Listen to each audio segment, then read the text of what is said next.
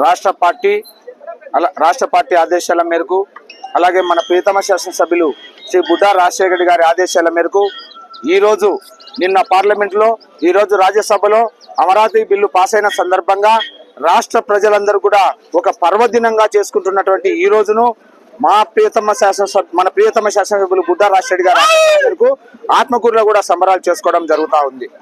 మన ప్రజలందరికీ తెలిసిందే, గత ప్రభుత్వం 2014లో నారా చంద్రబాబు నాయుడు గారి సారథ్యంలో ప్రభుత్వం ఏర్పాటు చేసిన తర్వాత అమరావతి శంకుస్థాపనకు ఆద్యం చేయడం జరిగింది. ఆ టైంలో 2014 నుంచి 2019 వరకు అమరావతిని ఒక రూపు తీసుకొచ్చే సమయానికి రాష్ట్ర ప్రజలు వైసీపీ పార్టీకి అధికారం కట్టబెడితే ఆ 5 సంవత్సరాల్లో ఎక్కడైనా ఒక రాజధాని ఒకటి ఉంటుంది.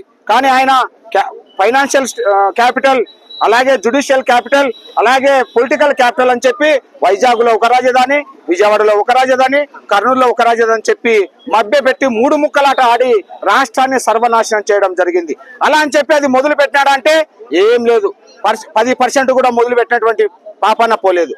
అలాంటిది నిన్న కూడా మాట్లాడుతున్నాడు, మన కూటమి ప్రభుత్వం ఏర్పడిన తర్వాత ఎక్కడైనా సరే రాష్ట్రాలకు రాజధాని లేదంటాడు.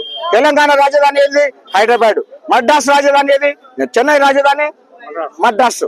అంటే ప్రతి రాష్ట్రానికి, కర్ణాటక వచ్చేసి బెంగళూరు, ఇలా ప్రతి రాష్ట్రానికి రాజధాని ఉన్నాయి. కానీ ఆయన ఏమంటాడు, దేశానికి మాత్రమే రాజధాని ఉంటుంది, రాష్ట్రాలకు లేదని చెప్తాడు. రాజ్యాంగంలో ఉన్నటువంటి వాటిని కూడా తప్పుపడతాడు. మళ్ళీ మాట్లాడతాడు, నిన్న కూడా చెప్తున్నాడు, మా విగన్ అంట మచిలీపట్నం ఒక రాజధాని, విజయవాడ ఒక రాజధాని, గుంటూరు, 3 అక్షరాలు తీసి మా విగన్ పెడతా అంటున్నాడు. ఇది ఏమనుకుంటున్నాడు? రాజ్యాంగం అంటే పిల్ల శాస్త్రాల? ప్రజలు ఇచ్చినటువంటి గవర్నమెంట్ మీరు ప్రభుత్వాన్ని ఏర్పాటు చేసేది ఎందుకు? రాజ్యాంగాన్ని అనుసరించి నీలెక్కటోళ్ళు ఎంతో మంది మహామహులు పోయినారు. దేశానికి స్వాతంత్రం తెచ్చినటువంటి మహానుభావులు, మీలాంటి మహానుభావులు వస్తారని చెప్పి రాజ్యాంగాన్ని రచించిపోయారు. లేకపోతే నీ సొంత రాజ్యాంగం కాదు ఇది. ఆ రాజ్యాంగం ప్రకారమే నడుచుకుంటున్నాం. రాజ్యాంగాన్ని తిరగరాస్తా అంటున్నాడు. పార్లమెంటులో, రాజ్యసభలో బిల్లు ప్రవేశపెట్టి ఈ రోజు అమరావతి చట్టబద్ధత చేసినటువంటి చరిత్ర కూటమి ప్రభుత్వానికి నారా చంద్రబాబు నాయుడు గారు, అలాగే జనసేన పవన్ కళ్యాణ్ గారు, నరేంద్ర మోడీ గారి సారథ్యంలో ఉన్నటువంటి బీజేపీ ప్రభుత్వం, ఈ 3 కూడా రాష్ట్ర అభివృద్ధి కోసం ఎంత తప్పిస్తున్నారో రాష్ట్రానికి అమరావతి కూడా అంతే ఇంపార్టెంట్. ఇతర దేశాల నుంచి పెట్టుబడులు రావాలంటే ముఖ్యంగా ఒక రాష్ట్రంలో క్యాపిటల్ ను చూస్తారు, అక్కడ ఉన్నటువంటి వసతులను చూస్తారు. అలాంటి సర్వ వసతులు ఏర్పాటు చేసి ఈ రోజు పార్లమెంటులో, రాజ్యసభలో అమరావతి బిల్లును ప్రవేశపెట్టడం జరిగింది.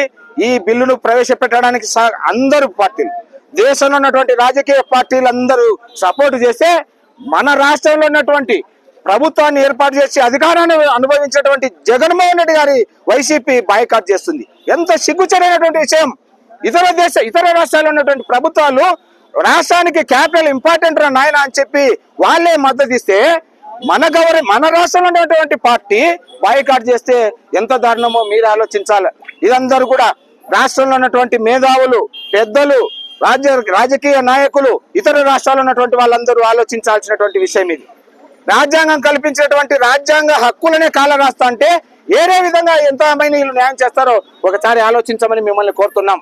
సోదరులారా, ఈ రోజు ఆంధ్రప్రదేశ్ కు అమరావతిని చట్టబద్ధత కల్పించినటువంటి నారా చంద్రబాబు నాయుడు గారికి, అలాగే బీజేపీ పవన్ కళ్యాణ్ గారికి, నరేంద్ర మోడీ గారికి, దేశంలో అంటే